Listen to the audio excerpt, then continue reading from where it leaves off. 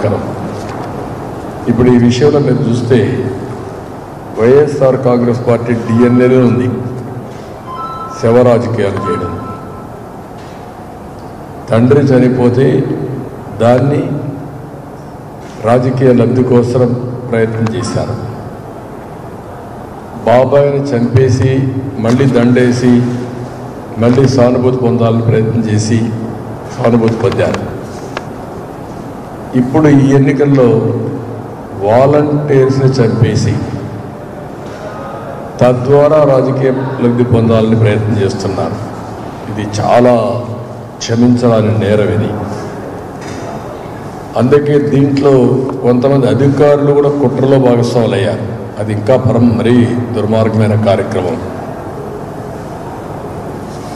నిన్న జరిగిన ఎపిసోడ్, మొదటి తారీఖున పెన్షన్లు ఇవ్వాలి. ఎందుకు మొదటి తారీఖు పెన్షన్లు ఇవ్వలేదు? మీ దగ్గర డబ్బులు లేవు. వచ్చిన డబ్బులు వీళ్ళు ఓడిపోతామని తెలిసిపోయి వీళ్ళ కాంట్రాక్టులకు 13,000 కోట్ల రూపాయలు కాంట్రాక్టులు దోచిపెట్టారు. ఏప్రిల్ 1 మార్చి బడ్జెట్ ఎండ్ అవుతుంది. మార్చి బడ్జెట్ ఎండ్ అయినప్పుడు ముందే డబ్బులు డ్రా చేసుకోవాలి. ఫస్ట్ వచ్చినప్పుడు కొన్ని హాలిడేస్ కూడా వస్తూ ఉంటాయి. అలాంటప్పుడు అకౌంట్స్ కూడా క్లోజ్ చేయాల్సిన అవసరం ఉంటుంది. ఇలాంటి ఇబ్బందుల్ని ముందే గమనించి ముందే డబ్బులు డ్రా చేసి తద్వారా సకాలంలో వృద్ధులకు ఈ పెన్షన్స్కి అందరికీ పెన్షన్లు ఇస్తే సబబుగా ఉండేది. అట్లా కాకుండా టోటల్గా ఈ ఇష్యూని మెస్అప్ చేసి వీళ్ళ స్వార్థ ప్రయోజనాల కోసం 13,000 కోట్ల రూపాయలు డైవర్ట్ చేసి మొదటి తారీఖున ఖజానా ఖాళీ చేసి మొదటి తారీఖు ఇవ్వకుండా 27వ తారీఖునే ఒక సర్క్యులర్ ఇష్యూ చేసి 3వ తారీఖు ఇస్తామని అందరికీ ఆదేశాలు ఇచ్చి, ఏదైతే ఎన్నికల కమిషన్ ఒక ఆదేశాలు ఇచ్చింది వాలంటీర్ సిస్టమ్ని ఇన్వాల్వ్ చేయొద్దని. ఎప్పుడైనా సరే గవర్నమెంట్ ఎంప్లాయీసే ఇన్వాల్వ్ అవుతారు తప్ప ఇలాంటి వాలంటీర్స్ అందరూ కూడా గవర్నమెంట్ వర్కుల్లో ఇన్వాల్వ్ కాదు. ఆ విషయమే ఎలక్షన్ కమిషన్ చెప్పింది. కానీ ఎలక్షన్ కమిషన్ ఎక్కడ కూడా డోర్ డెలివరీ ఇవ్వద్దు అని చెప్పలేదు. ఇక్కడ జరిగింది మీరు ఒకసారి చూస్తే చాలా దుర్మార్గంగా ఎలక్షన్ కమిషన్ ఇచ్చిన ఆర్డర్ ఒకటి,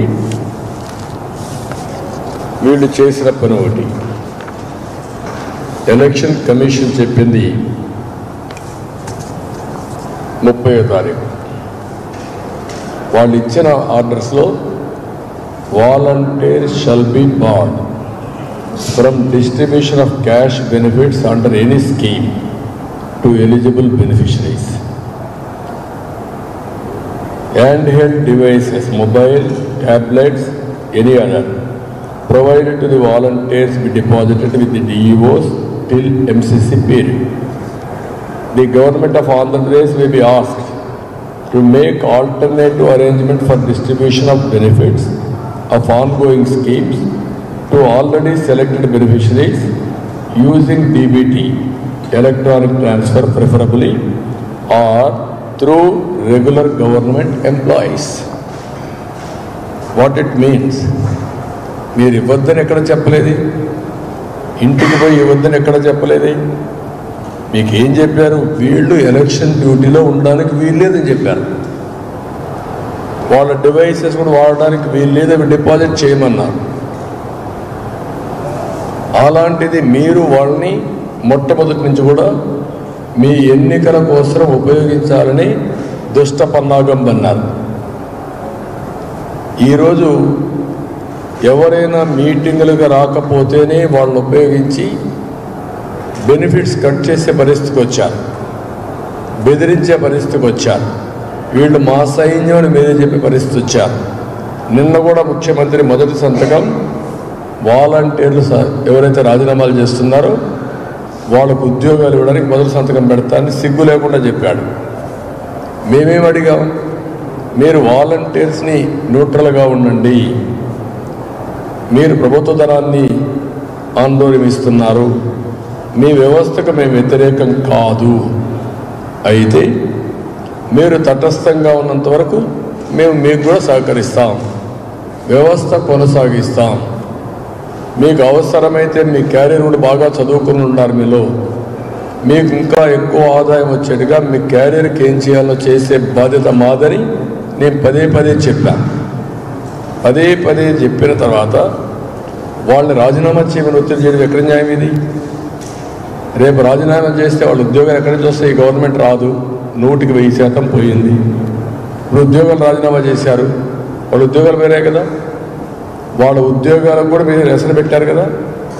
అంటే మీ స్వార్థం కోసం ఇంత నిస్సిగ్గుగా యథేచ్ఛగా ఇష్టానుసారం ఇంత దుర్మార్గాలు చేయడం ఏంటి? రెండోది, వాళ్ళ మీద తప్పుడు పనులు చేపిస్తున్నారు, రాజీనామాలు చేపించి, లేకుంటే ఉద్యోగాల్లో పెట్టి తప్పుడు పనులు చేపిస్తున్నారు. వీళ్ళందరిపైన కేసులు పెడతారు. కేసులు పెడితే వాళ్ళకి ఎక్కడ గవర్నమెంట్లో ఉద్యోగాలు వస్తాయా రేపు? ప్రైవేట్లో ఉద్యోగాలు వస్తాయా రేపు? అంటే వాళ్ళ జీవితాలను నాశనం చేస్తున్నారు మీరు. మీ స్వార్థం కోసం, మీ స్వప్రయోజనాల కోసం, మీ గెలుపు కోసం వాళ్ళు బలపసు చేయడం ఎక్కడ న్యాయం ఉందా దీంట్లో? రెండోది, చాలా స్పష్టంగా 1,26,000 మంది పంచాయత్ సెక్రటరియట్లో ఎంప్లాయీస్ కొత్తగా రిక్రూట్ చేశారు. నేనున్నప్పుడు విలేజ్ అసిస్టెంట్ ఆఫీసర్స్ లేకుంటే వీళ్ళు ఉండేవాడు, అడ్మినిస్ట్రేటివ్ ఆఫీసర్ ఒక పంచాయతీ తరఫున, రెవెన్యూ తరఫున ఒక ఉండేవాడు. వాళ్ళ ద్వారానే సమర్థవంతంగా పెన్షన్లు డిస్ట్రిబ్యూట్ చేశాం. ఈరోజు 2 లక్షల మందిని వాలంటీర్స్ని పెట్టి 1,25,000 మందిని విలేజ్ సెక్రటరీని పెడితే ఆ 1,26,000 మంది ఒక్కొక్కరు 45 నుంచి 50 పెన్షన్లు ఇవ్వగలిగితే ఎన్ని రోజులు పడుతుందండి ఇది? ఆ ఊర్లో ఉండేవాడు 50 మందికి ఇవ్వడానికి ఎన్ని రోజులు పడుతుంది? సంవత్సరం పడుతుందా? మార్నింగ్ అండ్ ఈవినింగ్ అయిపోదు? ఎందుకు చేయలేదు? ఒకరోజు కాకపోతే 2వ రోజు అయిపోతుంది. అలాంటిది చేయకుండా నేను చీఫ్ సెక్రటరీకి ఫోన్ చేసి చెప్పాను, ఎలక్షన్ కమిషన్కి ఫోన్ చేసి చెప్పాను, మీరు తప్పు చేస్తున్నారు.